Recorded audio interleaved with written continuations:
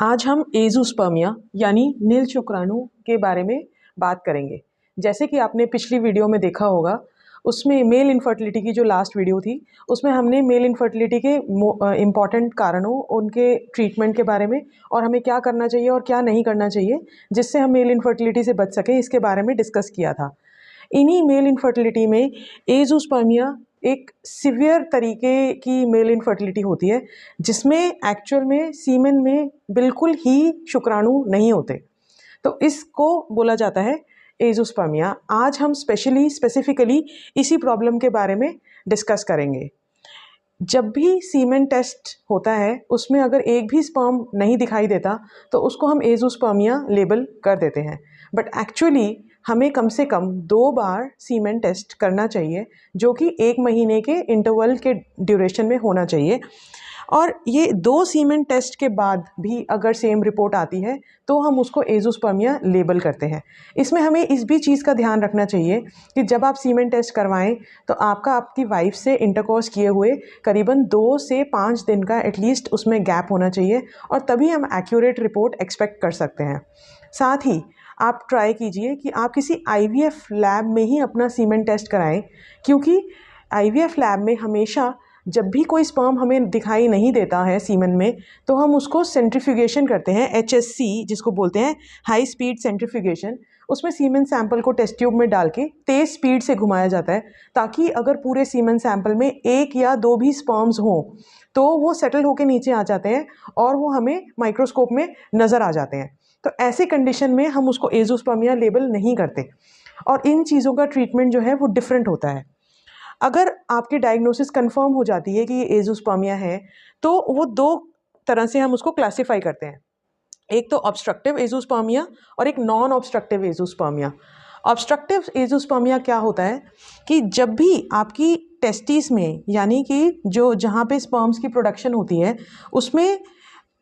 Sperms बन रहे हैं, बहुत अच्छी क्वांटिटी में मोटाइल स्पर्म्स बन रहे हैं जो तेज़ चलने की क्षमता भी रखते हैं, लेकिन जो उनके बाहर निकलने का रास्ता होता है, जैसे कि वास डिफरेंस और इजैकुलेटरी डक्ट जो होती है, उसमें कहीं ना कहीं ब्लॉकेड है, जिसकी वजह से ये स्पर्म्स जो हैं ये अंदर ही रह जाते हैं और यहाँ से बाहर नहीं निकल पाते हैं। और दूसरा होता है नॉन ऑब्स्ट्रक्टिव एज़ोस्पर्मिया, यानी कि अंदर जो है स्पर्म्स बन ही नहीं रहे। तो किसी भी वजह से, ये किसी भी वजह से हो सकता है, इनकी वजह भी हमने लास्ट वीडियो में डिस्कस की थी, लेकिन इसमें भी बहुत सीवियर केसेस होते हैं कई बार, जो कि टेस्टिकुलर एट्रोफी वगैरह के केसेस होते हैं, जिनमें स्पर्म्स की प्रोडक्शन बिल्कुल ही नहीं होती अंदर।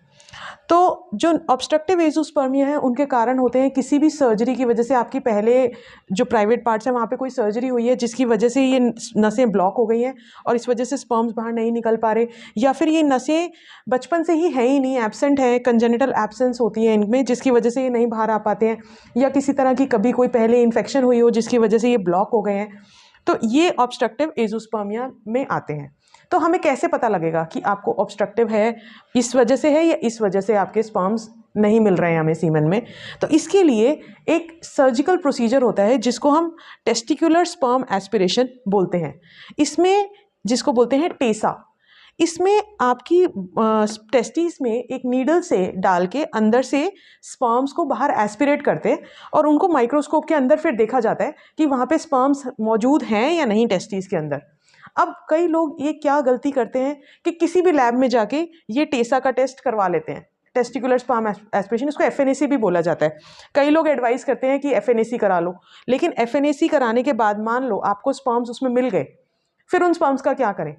तो इस कंडीशन में हमें हमेशा, जब भी आप कोई टेसा या FNAC कराते हैं तो ये एक IVF लैब में ही कराएं, क्योंकि अगर उसमें हमें स्पर्म्स मिलते हैं तो उसी टाइम ये स्पर्म्स को हम फ्रीज कर सकते हैं, जिसको स्पर्म फ्रीजिंग के ज़रिए हम उनको फिर आगे यूज़ कर सकते हैं। जैसे ही हमें स्पर्म्स मिल गए, हम उनको फ्रीज़ कर देंगे, ताकि आगे जब आपकी वाइफ का IVF करें तो उसमें वो स्पर्म्स हम यूज़ कर पाएँ, ताकि आप बार बार इस प्रोसीजर को करवाने से बच सकें। और दूसरा ये भी होता है कि बार बार अगर हम टेस्टिस में नीडल डाल के उनको एस्पिरेट करने की कोशिश करते हैं,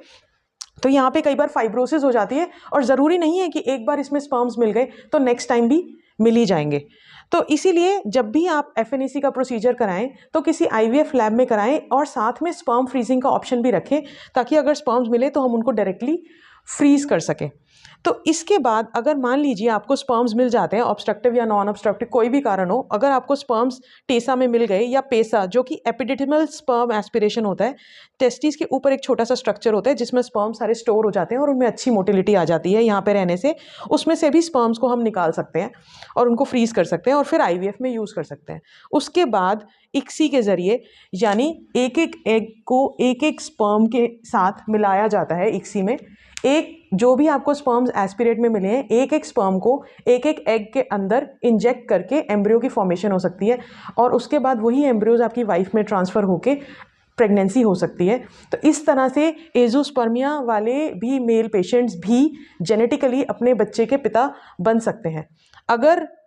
लास्ट एक्सट्रीम कंडीशंस में मान लीजिए आपको किसी भी तरीके से स्पर्म्स माइक्रो सर्जिकल प्रोसीजर से भी नहीं मिलते हैं, तो भी आपके पास AID यानी डोनर स्पर्म इंसेमिनेशन से प्रेगनेंसी हो सकती है, जिसमें हम डोनर स्पर्म्स लेके आपकी वाइफ के अंदर इंजेक्ट कर सकते हैं IUI के ज़रिए और उसके बाद आपको कंसीव हो सकता है। ये एक्सट्रीम कंडीशंस में आप करवा सकते हैं जब आपको काफ़ी प्रयासों के बाद भी, सर्जिकली एक्सट्रैक्ट करने के बाद भी स्पर्म टेस्टिस के अंदर ना मिले। Thank you.